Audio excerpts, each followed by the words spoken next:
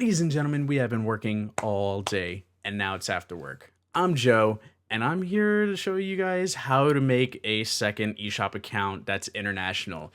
Today I'll do Japan, but this can work for any other region. As you guys might know, that the Nintendo Switch is region free. It's not locked to any specific region, so you can download games from the Japanese eShop, the Europe eShop, any other specific region that you're not in. You can actually purchase those games. And a fun fact is that when you purchase those games in the other eShop, as long as it's on the same Switch, when it gets released in your region, you'll actually be able to just download it for free, which is pretty awesome because it actually reads that the game is already purchased on your Nintendo Switch console. So as long as you have those two accounts tied to that Switch, you're pretty much good to go when the game becomes available in your country. Okay, so first things first, you're going to want to do is go to your internet browser and you're going to go to accounts.nintendo.com.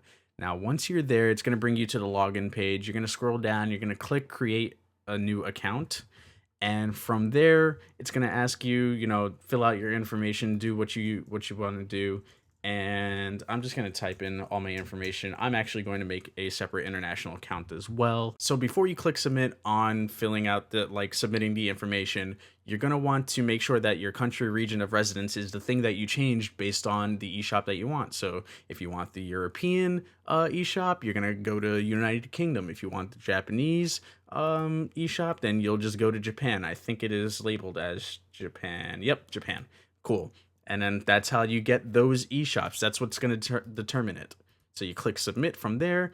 You're going to get an email with a verification number. Check your email. And once you get that 4-digit code, you're just going to type it in on that screen. So I'm doing that here. You guys won't be able to see that. But once that's done, you're going to click verify and it says your Nintendo account has been activated. So now, once you've done that and you're in there, you're going to go to your Nintendo Switch.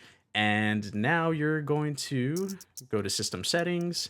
You're going to go down to users and you're going to add a user. Now you're going to create a user. I don't know which camera to look at because I've got two recording right now. But you're going to create a user. We're going to do Princess Zelda. Let's do that. We've been playing Breath of the Wild, so I'm still feeling Zelda-ish.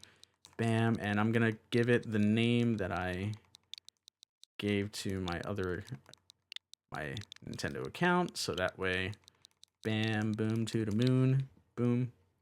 So that way, I know which accounts are which. Now I'm gonna sign in and link the account that I just created. And once you have it set, it'll just go straight to this. Now that's my US, that's my Japan, and that was supposed to be my European one. I messed up. That's my bad.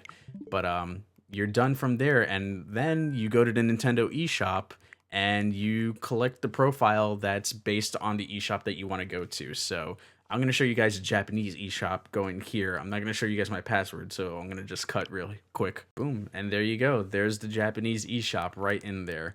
And you can pretty much purchase away. Now, the cool thing is Nintendo does accept international credit cards to purchase international games.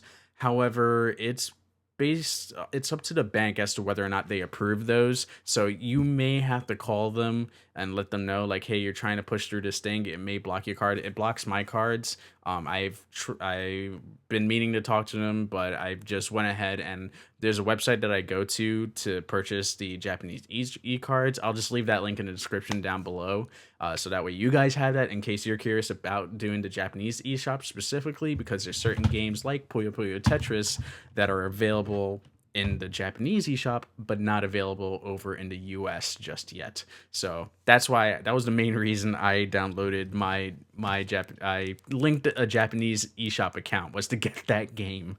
And there's some other games on here. Disgaea actually has an English option, so if you wanted to purchase it in the Japanese version, then you can do that and change the language to English. Puyo Puyo Tetris doesn't, from what I've seen, so I've been using Google Translate on my phone if there's something that I'm trying to figure out and I can't understand it. So it sort of works sometimes and it kind of doesn't, but that's a good to know if you're ever curious about trying to figure out translations. And another thing to take note, I mentioned this before, but I'll say it again. So you can see here, there's certain ones like Snipper Clips, and I Am Setsuna that don't show a price. It actually shows that it's purchased in Japanese because I purchased the US version. So again, it does read purchases on the console even though you purchased it on a separate eShop account. So it's not going to let you purchase it again. But you would be able to technically download the Japanese version of that game when it gets released. Or sorry, if the Japanese game comes out first and it's not out in the US, once it's in the US, it'll read as purchased. So there's a little fun fact to know. And guys, that's how you get into the Japanese eShop or the European eShop if you want to do that. It all works the same way.